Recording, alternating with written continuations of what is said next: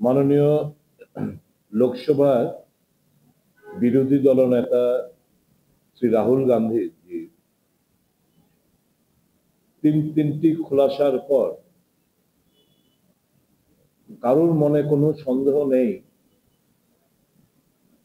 যে বর্তমান যে সরকার দেশে রাজত্ব করছে এটি ভোট চুরির মাধ্যমে সরকার, একটা বেআইনি সরকার। মানুষের ভোটের মাধ্যমে সে সরকার গঠিত হয়নি। ইলেকশন কমিশনের সহযোগিতায় এবং ভোট চুরির প্রচ্ছন্ন মদতের প্রেক্ষিতে নরেন্দ্র মোদী সাহেব প্রধানমন্ত্রী ও বিজেপি দল আজকে ক্ষমতাসীন। গণতন্ত্র আজকে বিপন্ন। হিটলারি রাজ দেশ জুড়ে কায়েম হয়েছে এবং আগের থেকেই যে রেজাল্ট বলে দিত, এখন এই খোলাসার পর আমরা বুঝতে পারছি কোত্থেকে এক্সাক্ট ফিগার, কটা আসন পাবে, এই সমস্ত তথ্যাদি ইলেকশন কমিশনের সহায়তায় ভোট চুরি, ভোটার লিস্টের মধ্যে জালিয়াতির মাধ্যমে নাম ছেটে দেওয়া, ডুপ্লিকেট নাম উঠিয়ে অন্যান্য প্রদেশের নাম আবার নতুন ভাবে তুলে এই কারসাজির মাধ্যমে তারা নির্বাচনে জয়লাভ করতেন। এটা দিনের আলোর মতো পরিষ্কার হয়ে গেছে।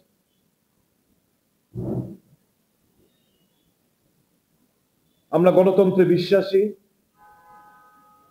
রাহুল গান্ধী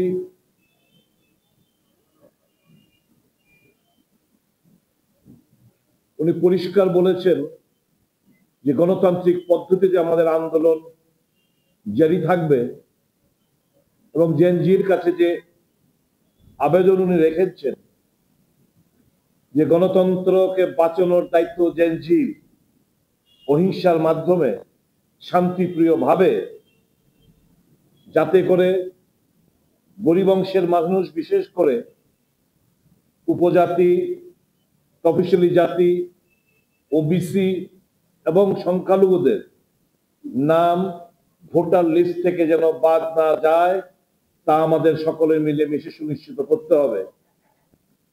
এই প্রেক্ষিতে আগামী এই নভেম্বর মাসের লাস্টের দিক দিয়ে, লাস্ট সপ্তাহে নিউ দিল্লি স্থিত রামলীলা ময়দানে এক ঐতিহাসিক বিশাল জমায়েত হবে এবং ওই জমায়েত থেকে কংগ্রেসের একটি প্রতিনিধি দল, এরকম যে সিগনেচার গুলো রয়েছে, এই সিগনেচার গুলো প্রায় 5 কোটির আরো বেশি, 5 কোটির আরো বেশি, সেই সিগনেচার গুলো নিয়ে রাষ্ট্রপতির কাছে এই সমস্ত তথ্যাদি এবং আমাদের ডিমান্ড, ভোট চোর, গদ্দি চোর এবং নির্বাচন কমিশন এটা ঘৃণা বর্ষাই, ঘৃণা হয়ে এদের নাম উচ্চারণ করতে, এবং আগামী দিন দেশের মানুষ এদের বিচার করবে, খুল্লাম খুল্লা এদের বিচার হবে।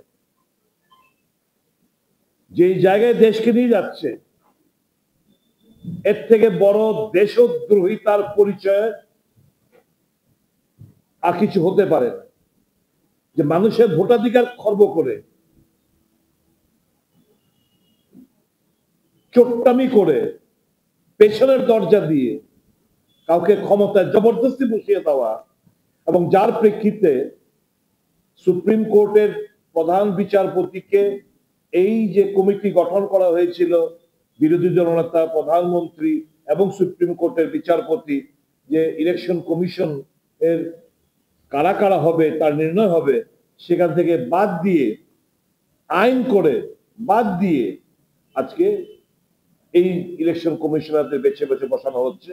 শুধু তাই নয়, 150 মতো এমপিদের বহিষ্কার করে আইন সংশোধন করে পার্লামেন্টে যে ইলেকশন কমিশন, যেটা এতদিন ছিল না, এখন কোন ল তাদেরকে আর কোন criminal law will not lie against them as long as they are in the chair। মানে আইন তাদেরকে স্পর্শ করতে পারবে না।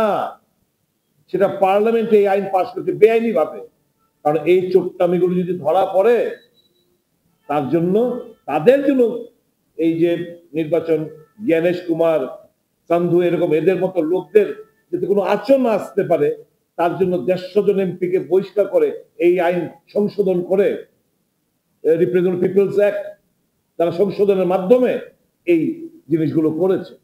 এটা ভারতবর্ষের মানুষ আজকে বুঝতে পারছে নরেন্দ্র মোদী জনগণের ভোটের দলতে আসেনি, দেশ বিকিয়ে দিচ্ছে, দেদার টাকার অন্যায়ভাবে কামাচ্ছে, টাকার আস্ফলন, পেশির আস্ফলন, এবং এই এজেন্সিগুলো ইলেকশন কমিশন বলুন, ইডি বলুন, ইনকাম ট্যাক্স বলুন, সিবিআই বলুন, এদের এই এজেন্সিগুলোর সহায়তায় নিয়ে আজকে সে ক্ষমতাসীন এই হিটলারি রাজত্ব রাজ্যে আর দেশে কায়েম হয়ে রয়েছে।